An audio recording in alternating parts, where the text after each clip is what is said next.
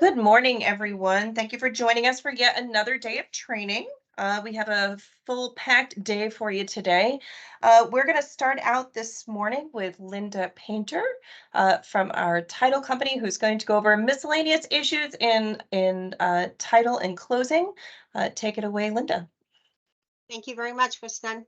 Good morning, everyone. I hope everyone's having a great day already. It's pretty nice outside. At least the sun's shining and no rain. So I'm just going to go through a melody of things that we've experienced that I think might help you as you're doing your listings and your sales and your contracts. And please ask any questions as we go along, and I'll try to get those answered for you. So I'm just going to do a little melody here. One thing I'd like to talk about is surveys. Are we okay? Yeah, I hear people talking. Surveys, whether your people should get a survey or not. I know that a lot of times the listing agents will try to retrieve the survey that the seller has, and that can be used as informational purposes for the buyer. And if they've done any improvements to the outside, like add a shed, a pool, a screened-in porch, anything like that, I would suggest that the buyer gets a new survey. They need to be since Katrina, so they've got to have pictures that go along with that for your flood elevation. But I always advise the clients to get a survey so they know what kind of property they're actually purchasing, and that we do not have any encroachments that's going to pass on to them when they buy it. A normal survey for a subdivision lot is usually the cost of about $550.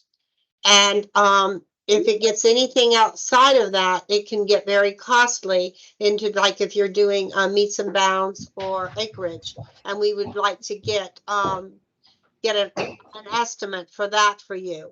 And we can do that. Now, also, if the property's in a flood zone, they will have to get a flood elevation certificate so that the insurance company can quote proper insurance coverage for them. And that elevation certificate is $550 in most cases. And the surveyor does have to go into the house to finish out that elevation certificate. But so if the property's in a flood zone and the property, like the house or any of the things attached to that, attaches that flood zone, they will have to get flood insurance. So that's about the thing on surveys. Now, if your property is located in a flood or in an association, now some associations properties have more than one disclosure, more than one association. So in that case, you must get those condo docs or association documents from all associations, and you need to make sure that your contract notes that also. So they will have to have two of those packages to disclose and to read to make sure what's in that association and if they agree to that. We always want to make sure. We must always want to make sure those association dues are current, that the seller has been paying their dues, and that we need to collect for those. But our first key for that is to look at your contract to make sure that you have marked the appropriate boxes and that you do get disclosure packages. The buyers have a right to look at that package in advance of closing, and most cases that cannot be waived for them to see those disclosure packages. So you do want to get those ordered ahead of time so that the buyer has time to review those and decide if they still want to purchase that property. And most of the time we want to make sure, and a lot of times the associations will file a judgment or a lien against that property if the seller has not been making their payments. So we will also go back and get a payoff for that. Power of attorneys. We all know that if we have a power of attorney, they must be specific to the property. And that is whether you have the seller or that you have the buyer. And that if you have the buyer, that power of attorney must be approved by the lender. So we have to get it to them in advance for them to look at that and to approve it. And if it is a VA loan that your buyer is getting, we will need an alive and well statement from the client the day of closing and before we can record to assure that that veteran is still alive and well. In a lot of cases, we get the alive and well, or the loan officer will get that alive and well for us. But that is a condition on all VA loans. Now, when you're doing the names on the contract, I know all of you, when you list the property, and as a buyer's agent also, you look at the tax records. You make sure you know who has title, and that can be obtained through the tax records, and that you must have all of those parties sign. If you see at all means there is more than one person that needs to be signing your listing agreement or your sales contract when you're writing that. So I always advise you always, before you take a listing or before you write a contract, you go to this city tax records and see who has title. And that way you have the right people showing up. Now, I know we talked about estates the other day, and that may show up estates, but you also may have two parties showing up there, and one of them may be deceased, and that's when we'll go back to what we talked about the other day, having to get a death certificate or and have something probated if both people have passed away. But you want to make sure the names on your contract matches on all the documents. And we have to follow that through the power of attorney and through all the loan documents. For the buyer, we must use the names the way the buyer has taken that loan application, so that matches to all of our title work and that we have run the appropriate people of title. Title insurance is always important. You must always recommend that your buyer gets owner's title insurance to protect their interest in title. And you know, I know a lot of people have been asking me recently about when you see on TV how people can steal your title if you don't know, and they can get a mortgage against your property and they can foreclose on your property. Well, if your buyer gets owner's title insurance, which is the enhanced coverage, that is also another reason to get it, because it covers that if that should ever happen. And we have had a few cases pop up that I know about, that where someone did sell someone's vacant lot and they brought a deed in, it was recorded, and then the neighbor said, oh, you're buying a house or you're building a house. Well, they weren't, and someone had fraudulently taken over, and they did have owner's title insurance, which protected that buyer when they bought that lot. So it is important that you always get owner's title insurance. And a sales agent, please don't ever tell your client not to get it, because then that puts you liable if something comes up on that title and they cannot sell their property. And as we talked the other day, that when you're taking that listing, make sure that your seller pulls out that owner's title policy and their survey if they have it, in case we need it when we get ready to sell that property.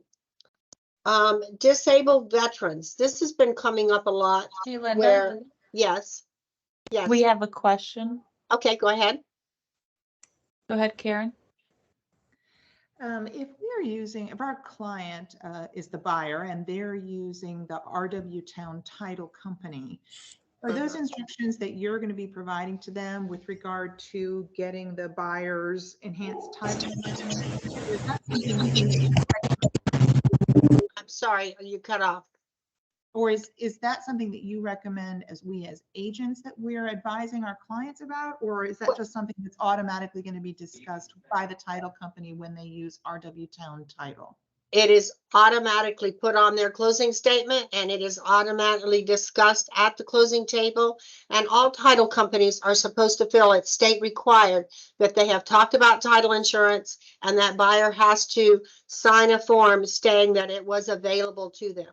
But I know that to my experience, there have been agents who tell their clients not to get title insurance. I wouldn't go down that path. Let the closing agent take care of that, because we have to do it under state law. Thank you.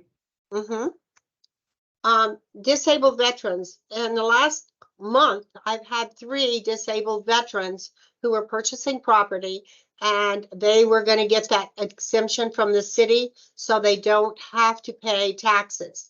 Now, it depends on what location your buyer is buying that property and they are disabled.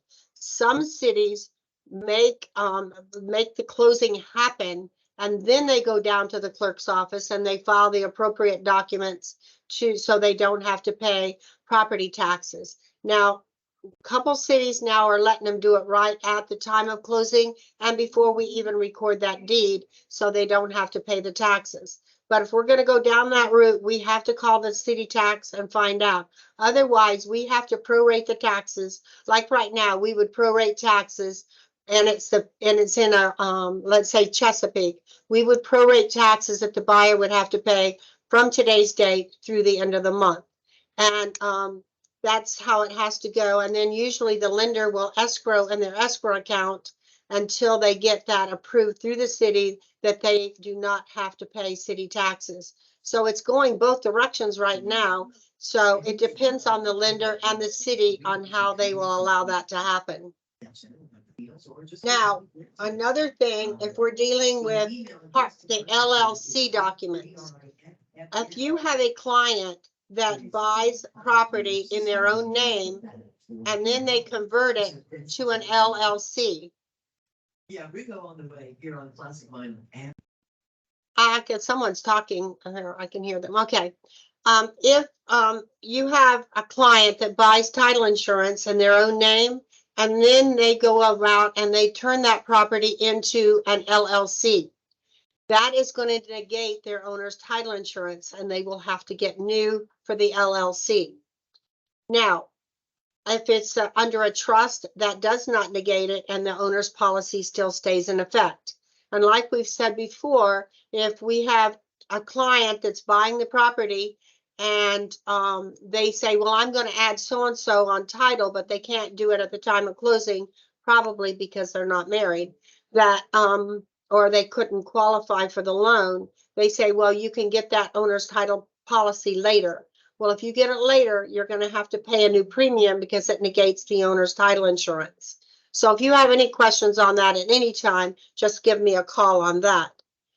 But now you've listed, or your people are going to buy their property in a trust.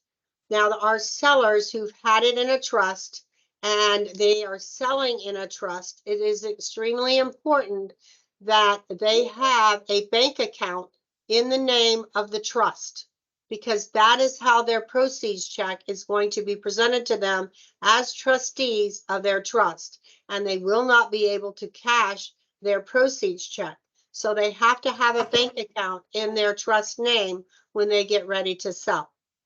And that seems to be a problem every now and again, where they did not know they had to set up a bank account just for the trust. We will need a copy of that trust, or at least the pertinent information on that trust about selling the property, so that we can see that they are the trustees and that they do have the right to sell the trust, and then they will sign a trust affidavit for us. So when you do the listing, you would just list it as the trust and they would sign as trustee. And if they're purchasing, it would be the same thing. We want to make sure that they have an active trust, and the lender will also make sure of that. When they're going to apply for a loan and they want it under their trust, they must be very pertinent to that loan officer that they want that to go through that trust. Now we have a lot of LLCs hanging out there, and that's how a lot of people are doing their flips or they're doing their investments. There's a lot of documents that we need as a title company to make sure that that limited liability company is legit. Some people think they can just go set up an LLC, but they don't realize they've got to do some other documentation, like articles of organization. They have to have an operating agreement. We have to have a certificate of organization and a certificate of fact, and they have to be at they have to file with the State Corporation Commission. So there's a lot of documents that we're going to need. And when you get ready for any of that, and I do have paperwork that I can send out to all of you that lists all of the requirements for the limited liability companies, so that you will have that, because we have had our marketing department print a lot of documents for us, so that happens. But we need to make sure that that LLC is still an open entity with the State Corporation Commission. They can't just close that and not pay their dues and decide they're going to sell their property, because they're going to have to reopen it again. And that has happened here recently too, where they have not gone ahead and reestablished their LLC, and they need to do that before they can sign and sell their property. And then we just need to know if they're a manager of that LLC or how they have that all set up. Even if it's a sole proprietor, we're going to need a lot of that information. For corporations, it's very easy on those. We just need to make sure that we get from the state a certificate of good standing, and that that company is still in effect, and that it is okay, and that we know who can sign. Usually that's the president or the vice president or secretary that can sign our deeds out on those. Does anyone have any questions about title or anything like that that I can answer? I just feel like I'm rambling.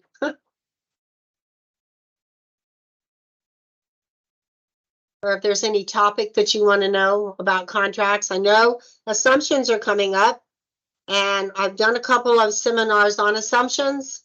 The main thing about that is something's got to be firm on your contract. It's either going to be the cash to close or your sales price. And that means your buyer's got to have money to come to closing. So the mortgage, the loan that they're assuming, always has to be floating. It cannot be firm, because we will not know what that balance is going to be until we get ready to go to closing. And on your contract, where it says pass gratis or prorated, that's the assumption part. I think that is paragraph 10, if I remember correctly. That's where you're going to mark whether it's pass gratis or prorated. And that has to do with your escrow balance, whether the buyer is going to purchase it or if the seller is going to pass gratis over to the buyer, and then we do not have to prorate anything. I would say on an assumption contract right now, it will probably take 6 to 8 weeks to get that approved. You don't have a local loan officer there available for you to help you with that. You'll order a package from the current lender, and that lender will send that package to the buyer, and they will need to have that completed, and then we will send that all back. And if you get a contract like that and you need help with that package, I'll be more than happy to help you with that, or any of our closers will be able to help you do that, because it is a lot, and then it all goes back up into one package, because it's like you're the loan officer in this case and the processor, and we need to get that all up there and send it all up. You want to send everything at one time so that they have it, so that will expedite it. Most lenders right now are just getting ready to start that department, so they have an assumption department set up, because assumptions were not what we were doing for several years now. But it will be all right, but they do have to qualify that, and I would move that closing date out probably 6 to 8 weeks. But if you have anything like that, just please give me a call, and I'll be more than happy to help you walk through that, to get that contract done, and to help you with the buyer to get that ordered from the seller's mortgage company. Hey, Linda, Yes. we've got 2 hands up. Go Okay. ahead, Carla, sorry. Good morning. Last week you touched on selling a property where someone has passed and there are heirs. And you mentioned that if an heir had judgments, that you'd be running title. Could you just touch on that again? Yes, I'll be happy to. If you inherit a piece of property and you're an heir, we have to run title on all heirs, because, and if they have a judgment, that judgment has to be paid off, because they are getting proceeds. And now let's say that judgment is $10,000 and they're only getting $5,000. We would negotiate with that judgment creditor, and they will release the judgment as to the property. And then that judgment would still hang out there and they wouldn't get any money. But yes, judgments have to be paid off on heirs if they're there, because now it affects the title.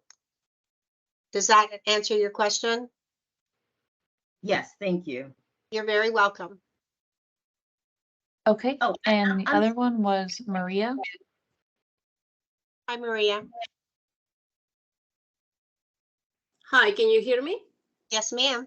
Okay. You were talking about assumptions. What kind of red flags or what kind of advice would you give us when we're talking to a loan officer? I have talked to a couple of them, and I was told they didn't have much experience, or they have not done any assumptions. And I think that that's something sometimes they will cover that up and they really do not know what they're doing. So what kind of red flags can you give for us to be aware of that? Okay. Yes, and I can also go to your cell, out and do a lunch and learn on assumptions too in your office. Right now, only a VA loan and an FHA loan are assumable.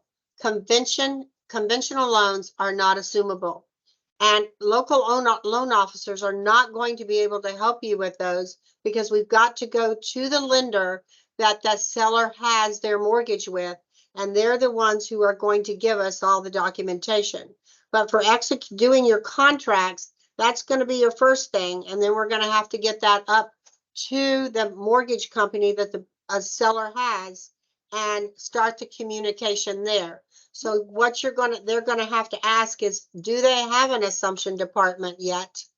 And if they don't, then you'll have to keep digging to find out how we can get that loan assumed.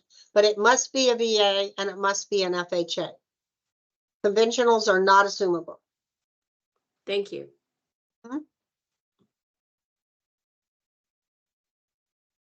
Is there any other questions?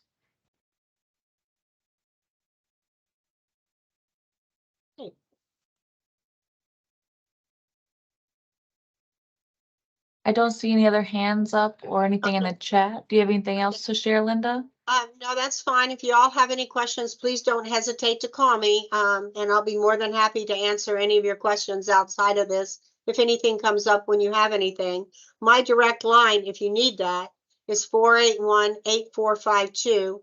And then I'll be able to help you in any way if you have any title questions. And I thank you very much. And I hope you guys have a wonderful day.